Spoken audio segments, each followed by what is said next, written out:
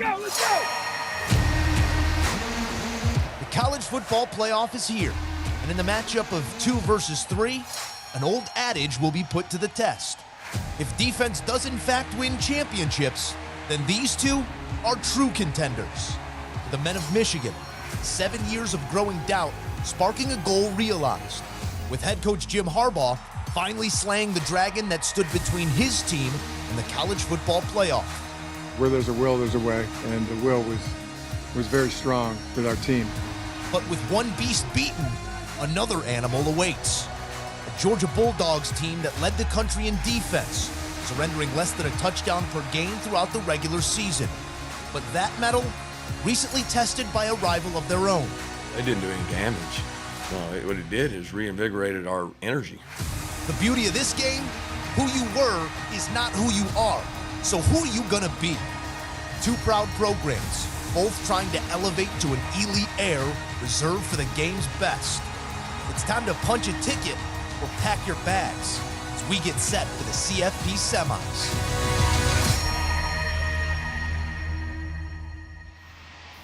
We are getting you ready for the Orange Bowl. We got Dennis Dodd, Josh Pate. I am so sorry, guys. We had to pull you off the beach. Finally send you to work there outside Hard Rock Stadium in Miami Gardens. We're going to go over the Orange Bowl. Get you ready for this. I know, Dennis, you had a great tan going on. You really did. Let's start with a storyline for Georgia that each of you are watching. Dennis, we'll start with you. Georgia still has to win 2 games. Michigan's just happy to be here. They win tonight, it's just a pass-through because their destiny is to win the national championship, and that's what it's been not only for this season, but going back to when Kirby got here and proved he could get through in 2017 and lost that heartbreaker to Alabama. So they win this, they get through to, we would suppose, Alabama, then they're playing for it all. So this is kind of a speed bump. If they win the game, it's a significant speed bump, but it's bigger than tonight. They've got to win twice, and to do that, they've got to make sure that Alabama doesn't beat them twice. I'm really interested. I'm sure you've done a lot of radio. I've done a lot of radio this week. And every time we're talking about Georgia, someone says, well, Josh, what do you think about the quarterback position? Is Stetson Bennett good enough to win a national championship? Well, my answer is it's not one word. It's not yes or no. It is yes or no, and then ellipsis, which they taught me in Harris County High School is the ... after the phrase. Look, the bottom line is, Dennis, if Georgia doesn't do better than 3.6 yards per carry, the answer is probably no. Stetson Bennett's not good enough tonight, which means I'll be watching more so than the quarterback position early on. I'll be watching how that Georgia ground game operates. I know a lot of focus is on the Michigan ground game. To me, it's just as integral for Georgia to be able to run the ball tonight. I mean, think about how infrequently we spoke about Georgia running backs by name in the SEC championship game. They got outrushed, by the way, by a team that just flat out admitted we have no run game coming in. All right, let's talk about Michigan here and a storyline you're watching for them. Dennis, I mean, you said Michigan's just happy to be here. So what else are you looking at when it comes to the Wolverines? Well, dovetailing off that, I think Michigan has to run the ball and maybe even win the rushing battle to win this game. This is a low-key situation here. How many people know that Michigan, according to the people at the Joe Moore Award, has the best offensive line in the country? I was talking to the Michigan broadcast crew this morning at breakfast, and he said there's maybe one guy on that line that's draftable. I mean, the guys will sign deals, but it's not like you're seeing 3 or 4 guys who are going to go in the first 2 rounds. This is a sum of its parts, and Michigan has been very good running the ball. But it's also a team that ran for 112 yards, a season low against Rutgers.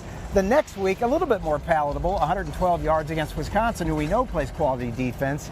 But it can be up and down. So if they're determined to run the ball, if Hassan Haskins has a big game, if Blake Corum is spotted and hits big plays, they'll be fine. But it would behoove them to run the ball effectively against Georgia to loosen things up. Yeah, let's just play pretend for a second. So let's pretend this game's already started. And let's pretend, Dennis, we're latter portion of the first quarter. And you're watching Cade McNamara, the Michigan quarterback, operate back there in the pocket. And you find yourself saying, wow, he's got a lot of time. Kind of like the SEC championship game. I think that would lead us down a road that not a lot of people, including you and I, are really talking about right now, and that is the outside fringe possibility that if Michigan wins this game, it's actually because they threw the ball more effectively than anyone thought. Bryce Young is the Heisman Trophy winner, so it's not the biggest shock in the world that he lights Georgia up. I think it was a big shock that Alabama's O-line was able to stand up to that Georgia pass rush. Very curious, I am, I got the sentence in the wrong order there, but I am very curious about whether that Joe Moore award-winning offensive line, do they pave the way to pound the rock, or do they play complementary football, and are they providing a clean pocket there? Because even Michigan, if you give them time to throw now, even Michigan could light you up in the passing game. Very curious I am. Little Yoda, that's all you are, Josh Pate. Let's get a play here. Let's get some betting underway. Let's get a play on the total here. 45.5 is what it's set at right now. Josh, we'll start with you. Yeah, never seen Star Wars, but I have seen this play out before, okay? These totals, when they're sitting at 45.5, they are begging me, Dennis, take the under. You know, 24-21 would still be an under, brother. Take the under. I'm just going to, out of principle, take the over.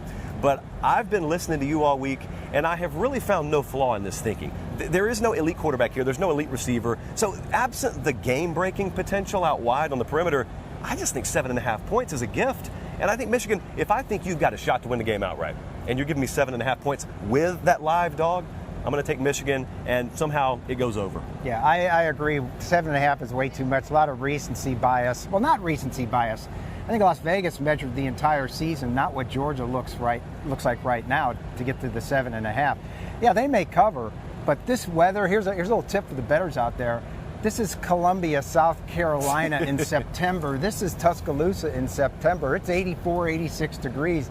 It's going to be sweat pouring off these guys. Fourth quarter, these guys are going to be tired. It's like a 23-20 game. It's going to be inside the number, and it's going to be the under. I would almost guarantee it.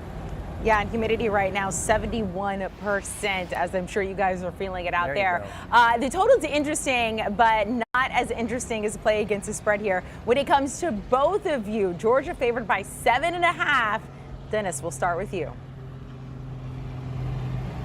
Yeah, as I just said, I think Michigan gets within the number, because I think both teams are going to run the ball about 50 times. I mean, there's another number nobody has, 100. The combined rushing attempts by both teams, unless there's something crazy going on and there's a lot of turnovers. You can almost see both teams rushing the ball for 50 times each. So, again, I think it's under the number, and that hook, as you know, is very tempting and really makes people think twice. Yeah, to be honest with you, the more Amanda talks about the humidity level, the more I'm concerned about the gleam on the forehead, the more it rises. Yep. And so I'm going to keep it short and sweet. Yeah, Michigan plus. Especially if we get 7.5 there. That hook's very rusty, Dennis, as you know. 7.5 with Michigan, yes. You guys look great out there. I know we're going to talk to you a lot today as you get ready for the game. They're the Orange Bowl in Miami Gardens. Josh, Dennis, thank you so much. So jealous you guys are out there. They were on the beach all day yesterday. They did not want to get off the beach. We had to make them do some work. By the way, our good friend Josh Pate, check out his show, Late Kick with Josh Pate. It is Tuesdays, Thursdays, and Sundays at 8 p.m. You can watch it live on YouTube and Facebook.